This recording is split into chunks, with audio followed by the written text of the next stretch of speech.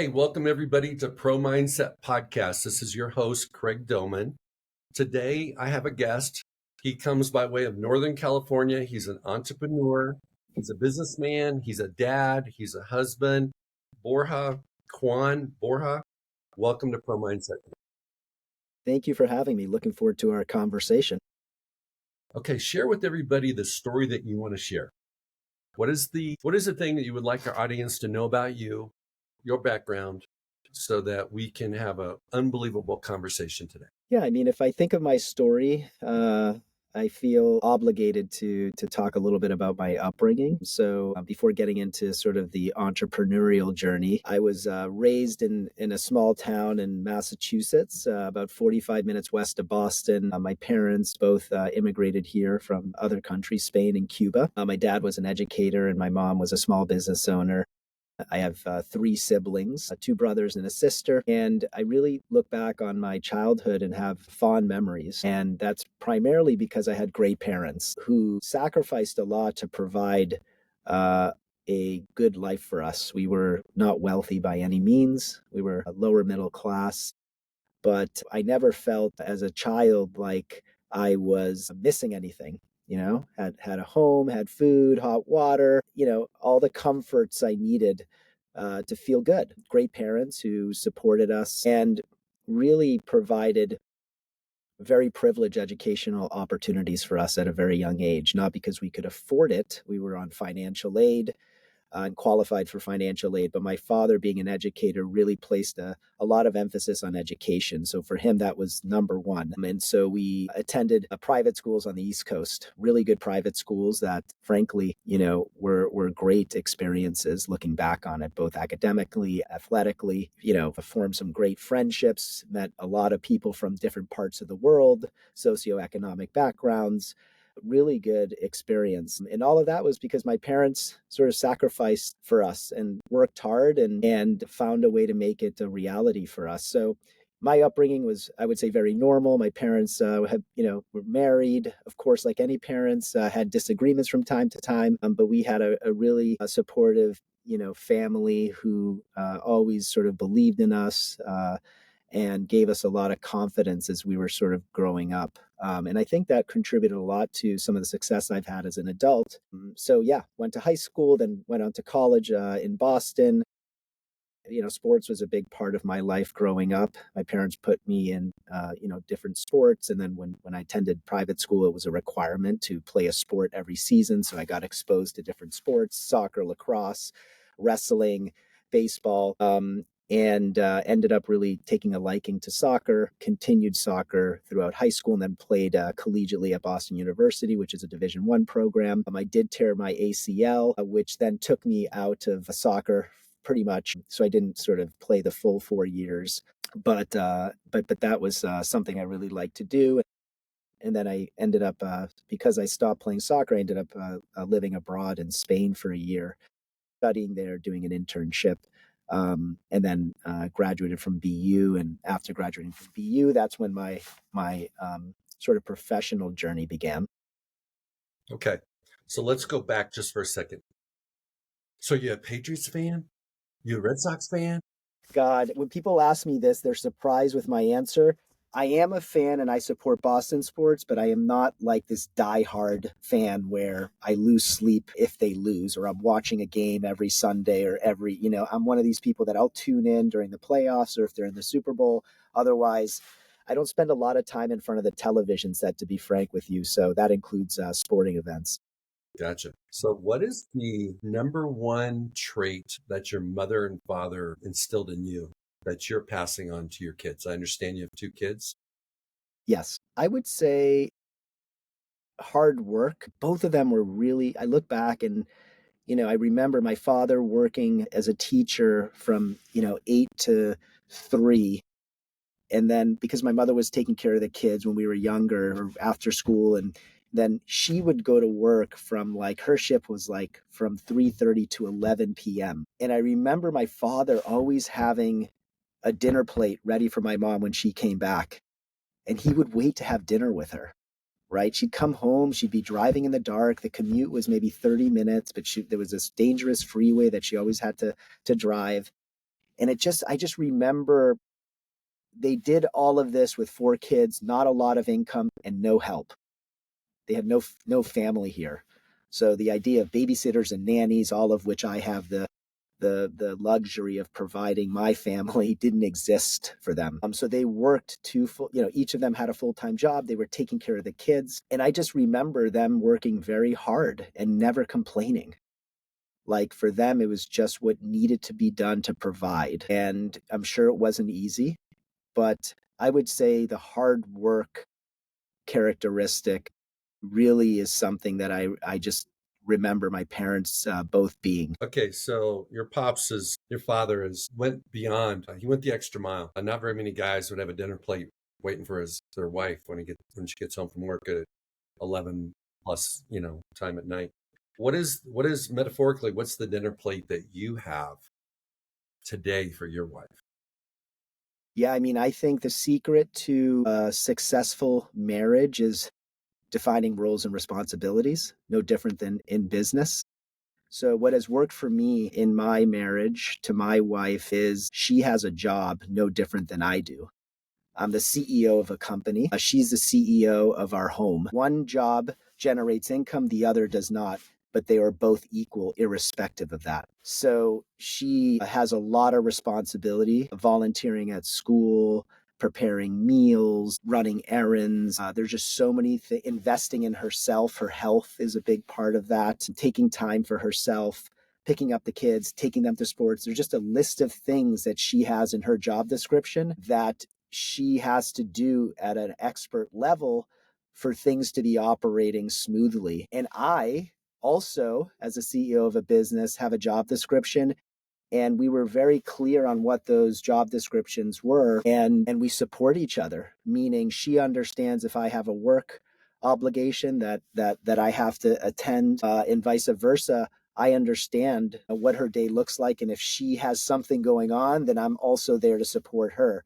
So I think for us it would be so difficult without her, because she allows me to not worry about things that are very important to the overall health and quality of life of my children.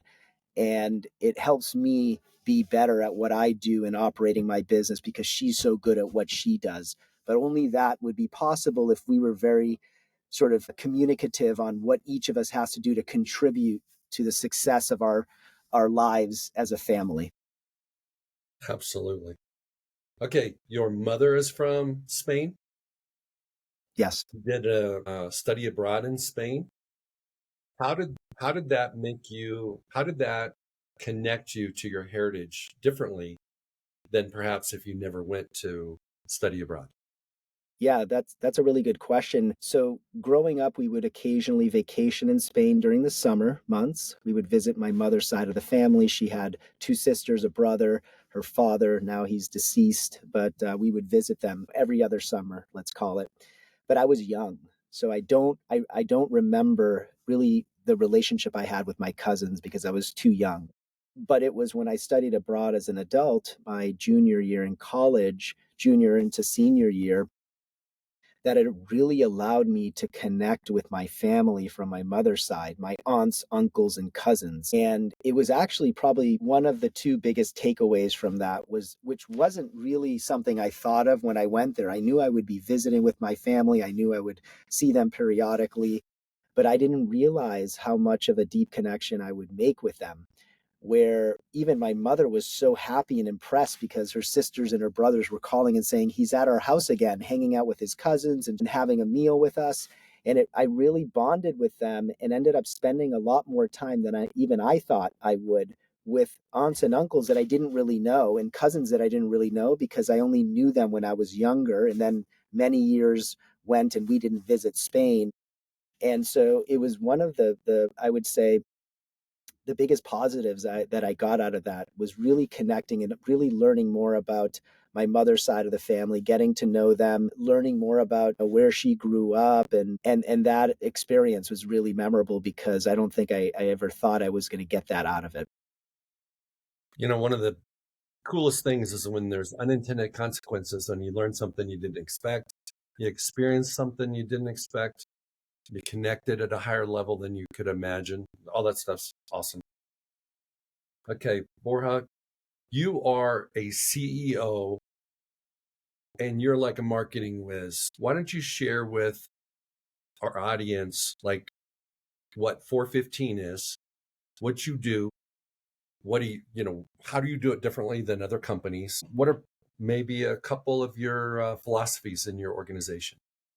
Yeah, so we are a 8-year-old growth marketing agency that helps businesses of all shapes and sizes and stages of development advertise across various digital marketing platforms: Google, Instagram, Facebook, LinkedIn, Pinterest, TikTok, and a few others. So we have different types of businesses that come to us and say, we are looking to grow, scale, generate more sales, generate more leads, create pipeline of opportunities. We need your help in deploying this money across the different platforms that make sense for us based on the users we're trying to reach, and do it at a specific ROI, like, cost to acquire a customer. And so we are experts at really understanding how to utilize those platforms to maximize revenue and profits for businesses. We currently have about $220 million a year under management. That's what we did in 2024. So it'll be north of that in 2025, but we managed about $220 million in ad spend last year on behalf of about 32 companies. On one end of the spectrum, we work with a $5 million a year business. On the other end of the spectrum, we work with a business that does about 10 billion a year in revenue, and everything in between. So what we actually do is really everything from set up the appropriate tracking infrastructure for these businesses that allows them to measure our activities, right? They want to know, if they're spending money on Google, are these leads coming from Google, or are they coming from Facebook? Are they coming from LinkedIn? If so, what's the sort of deal value? So we're setting up very sophisticated and advanced tracking to ensure that all of the efforts are being measured and tied back to individual sources. And then once we set up the tracking, that's when we go out and we start building campaigns for them. We push those campaigns live. We're optimizing those campaigns to ensure we're hitting the goals for that client.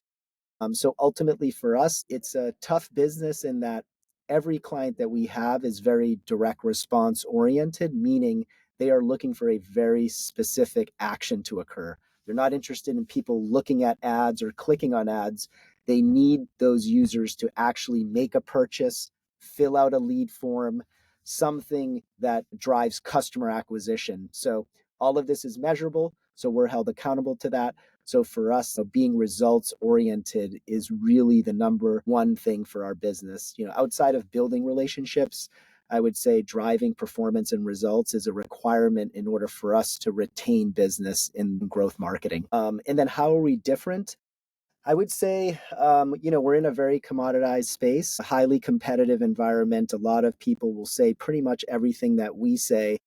The way I would say we are different is perhaps in our approach to winning business, which is we take a very consultative approach and provide a lot of value free of charge before anybody signs a contract. And we do that by way of doing very non-superficial audits. So if you were a prospect interested in working with us, I would ask you to give us access to your ad accounts. So you might be spending on Google, on Facebook, on LinkedIn, on Bing, and we'd say, give us access and allow us to do a physical examination, if you will, of your programs, right? A diagnostic. We are going to go very deep in looking at the good, the bad, the ugly. What are you doing today that we agree with? Conversely, what are you doing today that we disagree with? And then most importantly, what would we do if we were in the driver's seat, right? And really, we're talking very... 1 second. I got to interject something real quick. I've got 3 questions that will be very simple. What is the common denominator in these 3 areas? The things that you see that people are doing, they're doing well. The things that you see that people are doing, they're wasting their time, they're wasting the money, they're wasting their resources. And your most common recommendation. I'm not trying to get everything for free, but I'm just kind of curious because generally we're creatures of habit. And even the biggest companies and the smallest companies and all of them in between do the same things, make the same mistakes. Yep. Yeah, I would say a very common thing that we see when we peek under the hood is the lack of sophistication around tracking infrastructure. It all starts there. You build a house, you need a foundation, right? Without that foundation, you really can't build a house, right?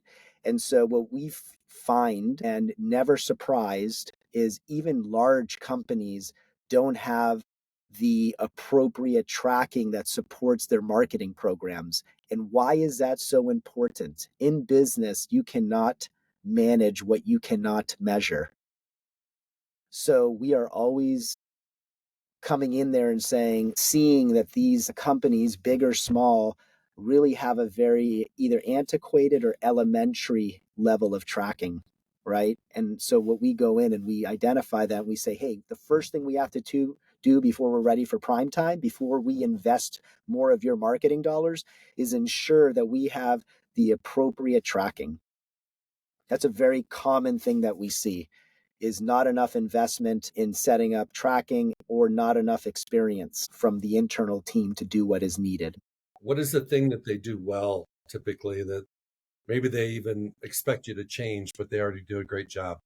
I mean, in terms of, well, I would say a lot of I mean, we would get into technicalities, which I'm not the technical one, but I would say very simply put, what we find people doing well are the things that allow them to maintain their program, right? So this is a way that everybody's going to understand what I'm saying is it's kind of like, you know, you have a marketing program and you're checking some of the boxes. Google will send you automated recommendations. Do X, Y, and Z. And people do that and they feel good about themselves. That's not enough, right? To begin with, many of the recommendations Google sends are not aligned with what that business truly needs, right? Some of them we pay attention to, we acknowledge them, we make the corrections. In other cases, we ignore them. They're actually not good for that business. And frankly, sometimes Google has an agenda. They're looking to generate more advertising dollars. And so they may make recommendations because it's better for them than it is for the actual client or advertiser. So I think what we find is most of the time when we come in and we do audits, what we find is that someone who's doing this, whether it's an internal resource or a third party, they are sort of at the middle school level, right? It's a business. They're doing a pretty good job. It's not advanced. It's not going to allow for expansion. It's not going to get them to the next level, but it works, right? It's a very basic level. As you know, like in sports, in business, there are levels to the game. In what we do, there are levels to the game. There's a lot of agencies. Some of them are very bad, some of them are average, and some of them are exceptional, right? And it's hard for people to know, unless they're technical, what someone is doing well or not. That's when you need a third party to come in and really do an audit and have the technical proficiency to understand what are these things and explain in a way that's easy to understand. But I would just say, like, more often than not, what we say to companies is, okay, yeah, these guys are, doing some of these things well, but these aren't the things that are going to move the needle. These aren't huge impact things. The things that are most important, that make the greatest impact, is this, right? And so, yeah, I mean, I would say that's kind of what we see, is that they don't have someone that's paying attention to the details, has the knowledge, experience to get them to that next level, which is what their business needs. Okay. Let's say if someone's listening and they're an entrepreneur and they're selling a coaching program of some type or some type of, it's a people business. It's not a product business. It's a service. What is like something that they all waste their time doing, that if they hear this, they can go, okay, I need to call this guy because I'm not going to do what somebody just told me to do, which is what you just said was not something they should do. Where do people spin their wheels the most? I think they spin their wheels trying to be good at what we do. And they should focus on what their strengths are, which is the content of this class, right? This coaching class. They're probably subject matter experts. They're probably very good in front of a camera. They're probably very knowledgeable. They can probably draw people in. They're not media buyers. They're not. Like, sometimes what I find is that business owners or entrepreneurs think they can do what we do very well. And my advice to them is focus on what your core competency is, which is content creation, which is you have this vision for this business. Let's work together, but hire people that are good in these other areas that you need to propel your business. I know it's going to cost you money, but the only way you scale is by investing. And you might lose money in the beginning, but it's either going to be a little side hustle making you a little bit of money. And by the way, there's nothing wrong with that. And it's going to pay the bills and maybe a little bit more. But if you want this to be a real business, you have to start applying resources that support that, right? Like you have to start investing in resources. So what I would say to them is align with someone who's really good at helping you take that content, deploying it across the appropriate marketing platforms. In this case, maybe it's a social media, whatever it is, based on the ideal customer profile, based on who they're trying to reach. We want to get in front of those people. But what they can be really good at is helping us with the content creation side, which they're probably really good at, which if they have a class or a course, they probably have a lot of that. So I would say align with an expert in marketing, whether it's a contractor or an agency. I don't know what the budgets are, but I would say really be very good at defining your role and what your contribution is to growing that business. And if it's not something that you are an A plus on, outsource it to someone who's results oriented, by the way, right? Who understands what it means in this case to drive subscriptions or to drive sales for these courses, right? Whatever the success metric is, like align with someone who's worked in that space or understands that space, who can help you drive subscriptions, drive course sales, whatever it is you're trying to accomplish, and basically have them come in and explain exactly how they would do that before you even decide to work with them. Like that's the value we bring is I do about 15 hours of work and I present last week a 60 slide PowerPoint that then the person said, can you send it to me? I said, yes, the CMO of a company, and he's not going to work with me. That's okay. I spent a lot of time. I don't complain about it because I think he may have been using me for this, but decided to hire in-house, but that's okay. Like we had a conversation. He said, can you send this to me after? There was no contract signed. I said, absolutely. It's yours to keep whether you work with me or not. So that to me demonstrates value in someone who's going to actually take the time to talk to you about your business, not about a case study or marketing piece that they created that is not just that. Well, I think one of the things that people that use people forget is the magic is in how. You gave him the what. You told him what to do. You showed him what you would do. But in pro mindset, we talk about systems, we talk about standards, and we talk about your soul. Your systems are what you do. That PowerPoint was the system. The standards is how you do what you do. You didn't tell him that. And if he doesn't understand what his why is, which is his soul, it ain't gonna matter anyway. It's just gonna be out there. And in 9 months or a year, he's gonna be calling you and saying, hey, I really loved our interaction back in 25, and I decided to go this approach, but it didn't work. Would you consider working with me now? And you're going to go, yeah, might cost you a little bit more now, but we got to look under the hood again, see what's changed. And so what I think our little tiny brains do is when we find out the what, we think we know the how and we know the why. And if you don't have them all together, it doesn't make music like it's supposed to. I couldn't agree more with that. And I love that you're obviously a highly intelligent individual. I always say execution matters. Like it's about execution, whether you're operating a business or running a marketing campaign, is I can send you the plan, but now you got to do the work. It's kind of like a workout plan. The workout plan's great, but not better than actually showing up and doing the movements at the right intensity level, at the right weight, with the right rest intervals. Like it's like I can give you the plan all day, but the plan is just a plan. You know, it's how you execute against that plan.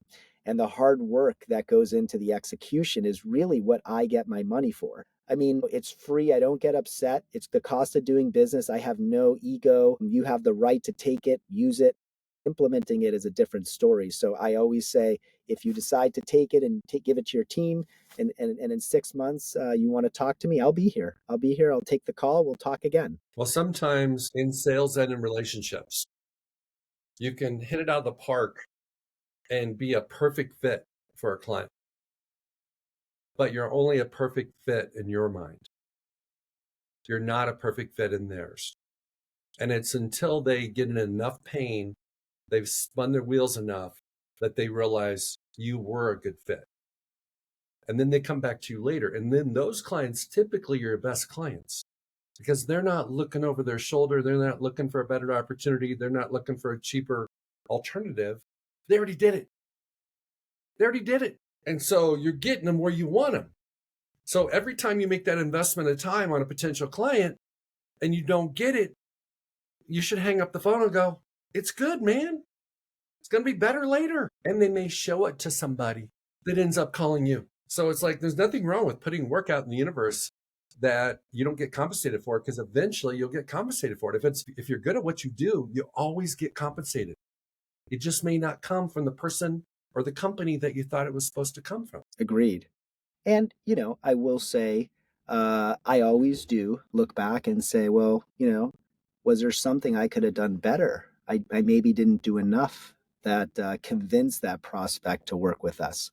So there's the mentality of I'm okay with it. We did it. He took the work. But then it's also like making sure that we did a good enough job to convince him, because there may have been an instance where we just failed to do a good enough job to convince him that we were the right solution or create the right sense of urgency.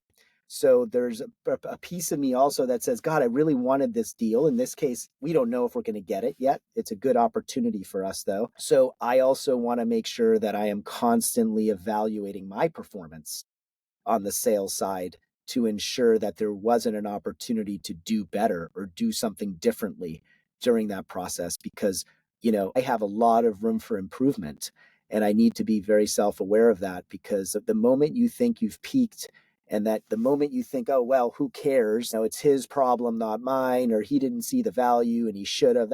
I don't like that mentality. It's a bit arrogant, and I want to try to strive for constant improvement and evaluation of performance on myself, no different than I do with my personnel. Okay, so here's my perspective in listening to you. You said two things that we all say: creating a sense of urgency with our client, with our prospect. And the second thing you said was convincing them of the value. Well, let's peel the onion a little bit.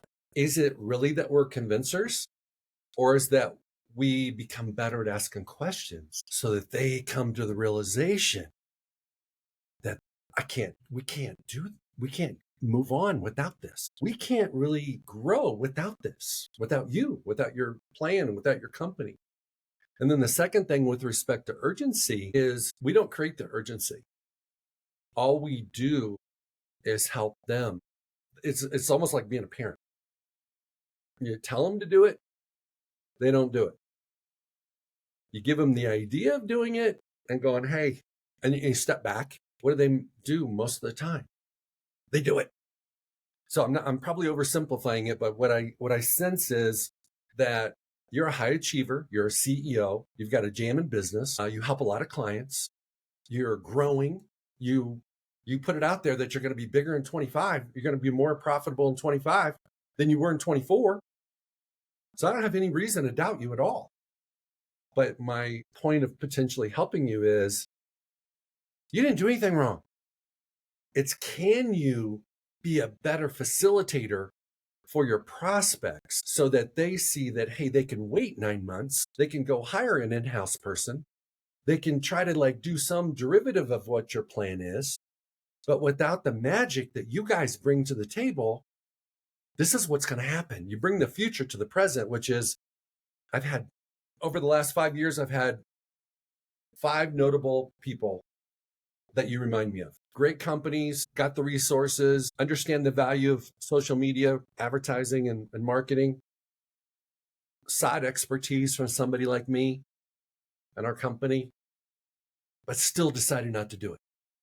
And it's okay. Only two at a time later, when they wake up and they're looking at their third quarter results and realize they haven't moved the bar, they call me. So we can dig a little bit deeper right now, or I'll just answer the phone in the third quarter. What do you guys want to do? I'm not creating urgency. I'm just helping them understand. Unless they got a plan that's better than all these other companies that have been doing it, unless they steal one of your people in house so they know what the magic is, they're going to be calling you back. So I don't know. What are your? Am I being too passive aggressive there, or does that make sense?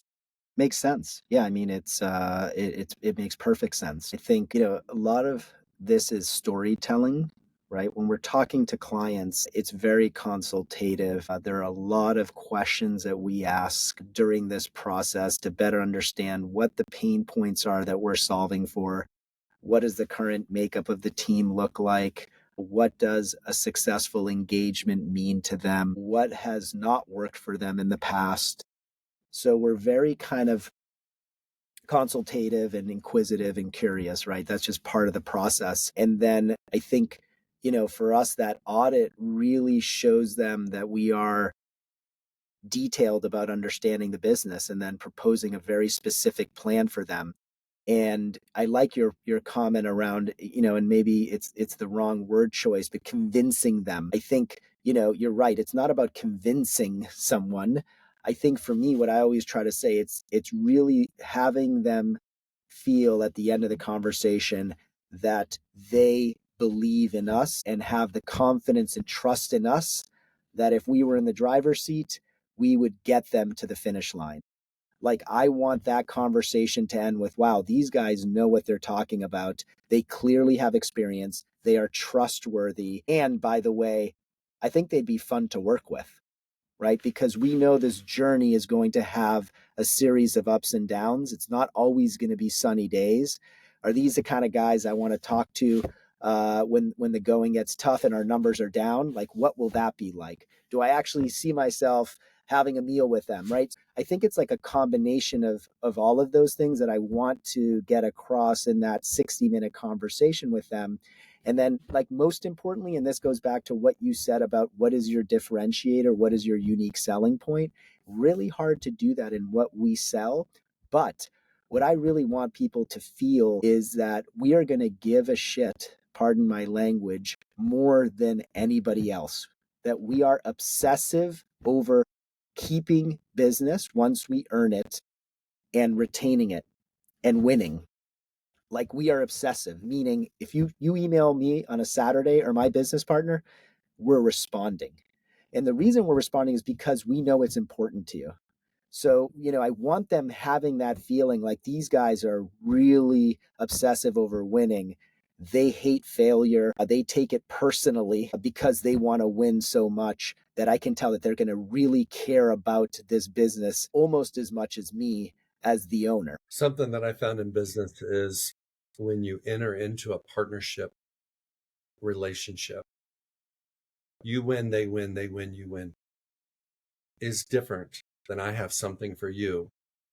I need you to pay me for what I do for you. And it's a very subtle, razor thin difference, but it matters because it's, hey, I'm suggesting one of my services for your company and for you.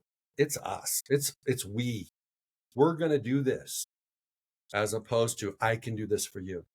Our company can do this for you. Nobody else can do it as well as we can. Because when it does get one of those shady days, when the numbers are not, the matrix are not where you thought they would be, it's got to be we got to relook at this. We got to reevaluate. We got to see, we didn't anticipate the economy or something changing. And we have to go back to the drawing board. And when you're talking, because people feel it, they don't even hear the difference. But you said the word feel, because feel is what matters. In business, feelings matter. The impression and the experience that you give people matters. The words you use, the attention you give, the time you give, the focus you give matters. And so think about this. Every one of your clients, I can't remember how many you said, like 32. 35 or something, 32. You got 32 partnerships. And you're looking for another one and another one. As long as it's mutually beneficial, you want to keep growing with all of them. Thoughts? Yeah, I mean, I think I always say we're about to go into battle. Our clients have a lot of pressure, are under a lot of pressure in their respective roles to drive revenue, profit, EBITDA, whatever it is for that business. They need they're measured numerically. And so, what I know, having done this for 25 years, I've been in digital marketing for 25 years. I've been an agency owner for 8 years. I've worked with a lot of different companies, big companies, small companies. I've worked with owners. I've worked with CMOs. I've worked with all levels of people. Is the expectations are high and we are measured numerically, so there's nowhere to hide. And I know that essentially we are going to go into some difficult times with clients, and I think that's why it's really important. We're in a human business. Like, no matter what, there's going to be uncomfortable conversations. We're not going to hit numbers. How do we respond to that? How do we still give them the confidence that our plan is sound, that we're aligned in our strategy, that while we didn't hit a number, we have a good plan for the next 3 months to get back on track, right, towards our goal. So, like I always say, I mean, to me, the single most important skill set in life is the ability to communicate. I value soft skills more than hard skills, and I'm in a hard skills business. You have to have hard skills, but the ability to communicate effectively in oral form and written form is really the differentiator. In our business, it's really important that you be a good communicator, and that's where I spend a lot of time with our staff, is helping them understand that, because they're so focused on becoming good at Google and Facebook and knowing these tools and having a technical proficiency level, which is very important. But you have to remember, and it's why I worry about AI as it relates to critical thinking and problem solving. And we're embracing it because it's a tool and it's here to stay and it's going to get better. But I do have fears with it because I see the abuse of it. And like any tool, you have to know when, how, and why to use it. But essentially, you have to think for yourself. And I want you to write this, and I want it to be authentic. I don't want you to go to Chat GPT or Claude and have them write this email for you, because I know the email you just sent me was not you, because I know your range in terms of vernacular vocabulary. You don't use this word, so this didn't come from you. And how you build relationships is by being authentic. That's why I'm work from home full time. That's why I don't want to do Zoom all the time, because there will never be a replacement for sitting in a room with a person or sharing a meal with them. You'll cement the relationship that way, right? So I think, communication in business, regardless of what role you have, and being transparent and good at that, makes the difference between good and bad. Okay, I got to ask you a question here. This is you play college sports, college soccer, participate in a lot of sports in your private schools. You're not a sports nut, but you understand the parallels between sports and business. As the CEO of your company, you set the culture. Everybody does what you do more than they do what you say. They don't look at the company manual to decide how they should respond. They don't even look at half those emails that people send out from HR. They watch the people above them. How do you prepare and train on a daily and weekly basis so that you can hold space for people, that you can be patient with people, that you can be that CEO that is approachable, impactful, influential?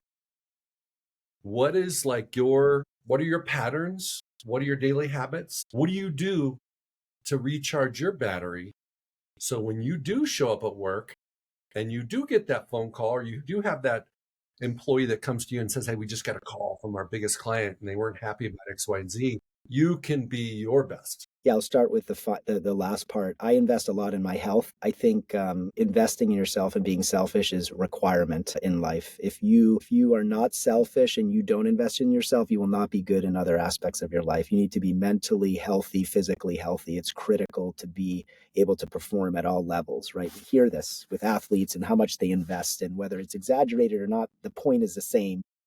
They invest in themselves, right? To be able to deal with what awaits them in life, personally and professionally. Life is tough. You're about to go into battle. You need to be prepared for that mentally and physically. So I exercise every day, 5 a.m. club, not every day, 5 days a week. I'm in the gym. I sleep. I am very aware of sleep being important. I sleep and my nutrition is good, and I do recovery. So I do all the things you hear about that athletes do, not at the level they do because I don't have the resources, but I do it at a pretty high level. And I've already noticed how much impact that has on me being a good husband, a good father, a good CEO, having patience, enduring through the pain and suffering, which is my superpower. I have the ability to endure a lot of pain and suffering. I have the ability to manage stress. I embrace stress. I don't reject it. I think it's part of life. The moment you understand that, the better you cope with it. Like, I just know I'm always going to have things in my life that are stressful, but I choose to focus on what I can control. And I also know, like anything, it will pass, right? So I have the mental ability to have that point of view. And when I'm dealing with something that's very intense in terms of a business situation or a personal situation, I just go to dark places and say, hey, it could be worse. And it quickly centers me. We're not talking about cancer. Those are real problems. Those will prevent me from hitting the gym probably and sleeping. Those will have a different level of impact where I may not be as in control as I am when it comes to a business deal or a parent thing. When it comes to health and we're talking about diseases or things that could lead to death, those are serious matters that I haven't had to deal with. But then I have a different situation on my hands. But in general, the short answer is I invest in myself. And that allows me to do what I need to do to be successful in business and to be successful in my personal life. And I think in terms of the other questions that you asked, I think for me, what I like to do with my team is be very clear and transparent with them on what my expectations are of them. And I would also like to know what their expectations are with me. So, day one, before you even work here and you're interviewing, I want to know that. And I want you to know what you're about to get into. Because I want to be as transparent as possible so that you are not surprised, right? It's a tough environment and we're looking for a very specific person. We're not looking for someone that is asking on the first interview, question number one, what's work-life balance? That's the wrong question to ask me. Like when you ask me that question, you've been DQ'd. Like it's just not the type of person I want. And if I talk to my kids and I have two step kids in college, and I coach them on interviews, and they bring their college friends in, and I've done Zooms, and I just advise them on things. And I would tell my 5-year-old and my 9-year-old, don't ask that. That's a silly question to ask. And I know other companies embrace that. I don't embrace that. That's just a very soft question. You're asking the wrong questions. Maybe down the road, you put in some time, you've worked hard, you've earned that ability to ask that question. I mean, nowadays it's a very different environment. I've had people that, don't want to come into an office. And I say, you live only 3 minutes from the office. Why don't you want to come into the office? Well, my dog needs to take a pill, and I like to do my laundry, and just a DQ right away. Wrong answer to the question. So the point is, I have a very strong opinion on these things, but I think setting the expectation so that you know what you're getting into and vice versa is important. We are going to support you here. I'm always available for my team, no matter what time, what day. Ask me. My calendar is free, open door policy. You book time. I want you to succeed and I want you to prosper. And that's one of the things that I'm most proud of having this business, is that everybody that has come in has left better and has put themselves in a position to earn more money, earn more responsibility, start their own agency. And I'm always like giving them high five on the way out, like, great job. It's a success metric for me. If you started here at a certain level and you've left at a much higher level, then we've done a good job. So I think like that's my view, and business and sports are so similar in that I always tell my team practice. It's perfect practice makes perfect. Like they're spending time on the court and off the court practicing. Like they're investing in their career. The mentality of that is all on me is a bad mentality. I am not in control of the culture solely. I'm not in control of your destiny, your success or lack thereof. You're in control, and you have to put the time in during work and after work, not on your side hustles. It's on the craft that you want to be the best at, right? Do you want to be good at 5 different things? Well, I have a belief that you should only be focusing on one thing and be really good at it, right? And so I always tell my team, you have to really invest in your craft and become better and better at it. It's not just going to happen. And then no different than sports, there's a starting lineup, but that's not guaranteed all season. There are people on the bench that want to become starters. Mm-hmm. So no different in this job. You have to work hard to keep your job. And I hate to say that, it sounds extreme. And I wish I wouldn't have to say things because I just knew this growing up and working my ass off and getting opportunities because I made the right connections. I had the right mentors. I put in the time. I didn't complain. I raised my hand when there was an opportunity. I did more than what the job description was, and I just accepted that. And so I say to the team, like, you got to work hard to keep the job. Like, I know it sounds harsh, but like, this isn't guaranteed. And I don't want to make you nervous, but I kind of want you to have that mentality. Like, we got to show up and put our best foot forward, right? I think it's that's sort of the type of environment I'm trying to create. I want to do a good job of setting expectations, understanding what people want to get out of this experience, and then working with them on a plan to ensure that they can accomplish those things. Let me regurgitate back what you just said. To be successful in your career as a CEO, you need to invest in yourself so you can show up. So not only can you think clearly, you can respond to unexpected curveballs. You want everybody to know transparently what the expectations are both ways before you get into bed together, before you make the offer. Because if you can abort that hire before they start, it's a lot faster and a lot cheaper for everybody. And then the third thing you basically said was you wanted to grow and develop and support your people so that if they outgrow or they need to relocate, they're better off when they walk out the door than when they came in. And those are three awesome things. But I want to go back to the invest in yourself. What's the one investment you make that you got to make every week that if you didn't make it, you would show up differently? It's the three things I said: training, sleeping, and what I put in my body. It alters me immensely, mentally and physically. It's now become where if I don't do it, it's just part of my life. It's a requirement. In fact, it's a tricky thing to do in business because you're crossing into personal territory.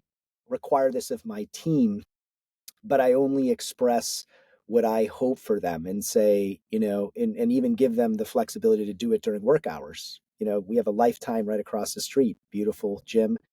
Just go there if you want to work out during work. Just block your calendar. I support you. So for me, those are the three non-negotiables. If I don't sleep well, if I'm eating badly, or if I'm not training, I feel that I'm not at my best. Right now, can I get through it? Sure. If I'm traveling and things are a little bit off, they're not perfectly dialed. There are moments like that. We were in Vegas this past weekend with friends. Things were a little bit different, but in general, 90% of the time, I'm very disciplined with my lifestyle, and it does require me to make a conscious effort to say no to things because it's more important for me to get sleep and things like that. But I think the moment you can sort of make that a priority, you're going to see some big big improvements. That's awesome. Anything you would like to add that we didn't talk about today? I think so. I mean, I think the topic of the employee side was an interesting comment. I don't know if I answered it well, but I did like the question. I find that as a business owner these days, the human capital side is the most challenging part of having a business. It's not getting clients, it's not retaining clients, it's not sort of the operation side. I think the talent side, right? Attracting and retaining employees has become increasingly different in a post-COVID environment in particular. I think there's a lot of a mentality around grass is greener, not browner, and loyalty is not what it was before. I worked for two companies over 14 years. Not all the time were they IPOs and bottles of champagne. There were layoffs and a lot of cost reduction measures and things like that. And there were some really dark times. But I just kind of worked through that, and then things came back up and opportunity presented itself. And that's what I try to tell people is I think oftentimes they are misunderstanding what it is to have a job. What it is to have a job means you like most of what the job description is and you absolutely hate 10% of it. I hate a lot of what I have to do as a business owner, but I accept it. I don't think there's a way around it. And I think what I would tell people is learn to love what you don't like, because it's through that true growth comes, right? The job description is going to be great, but then there are going to be things that you just don't like to do. And sometimes you don't know what you don't know, which is why I have to be a dictator sometimes, because I'm a leader and someone has to make a decision because they know it's in the best interest of the company, the clients, the shareholders, etc. And you may not be the most popular, but you know it's the right thing to do. And so what I would just say is do it, because through these things, you're going to learn a lot about yourself. You're going to grow. And just understand that you're not supposed to like everything. Like happiness is not a state that you should be trying to achieve on a constant basis. It's unrealistic. You're going to have days where you're depressed and you hate your job. And then I've had people tell me that. And I go, you know what? I know you hate this. And I understand why you hate it. I would hate it too if I did it. I acknowledge that. But why do we ask you to do this? Let me explain why, so you better understand. We're not just asking you for the sake of asking you. And that usually helps. But I also tell them I also hate my job sometimes. And some days I'm going to be down, and some days you're going to be down. And I understand that. But there should be more good days than bad days. But understand that bad days are just part of life. And forever, that will be the case. And the more you have a responsibility, so if you're 23, at some point you might get married, you'll have responsibility to your partner. At some point you'll have children, you'll have responsibility to them, you'll have a mortgage. You may have a second house. You may have all these things that you will now have more stress coming from. That is just part of life. Amen to that. Borja, I want to thank you for being on Pro Mindset. For they're going to see it in the show notes, but where can they find you? They could find us four15digital.com, four15digital.com. We have information on our website. We have a forum, contact us form. If you're interested in talking to us, happy to set up a call. Thank you so much for being on. Thank you for having me. I really enjoyed the conversation. Hey, it's Craig Domann, the host of Pro Mindset Podcast. I want to thank you for listening or watching today's show. And you can catch us every week on the normal social media platforms like YouTube, Facebook, Instagram, and all the listening podcast platforms. I hope you enjoyed today's show. And more importantly, I hope you gained a pro mindset insight. Please be sure to rate and review Pro Mindset Podcast, and I look forward to catching up with you on our next show.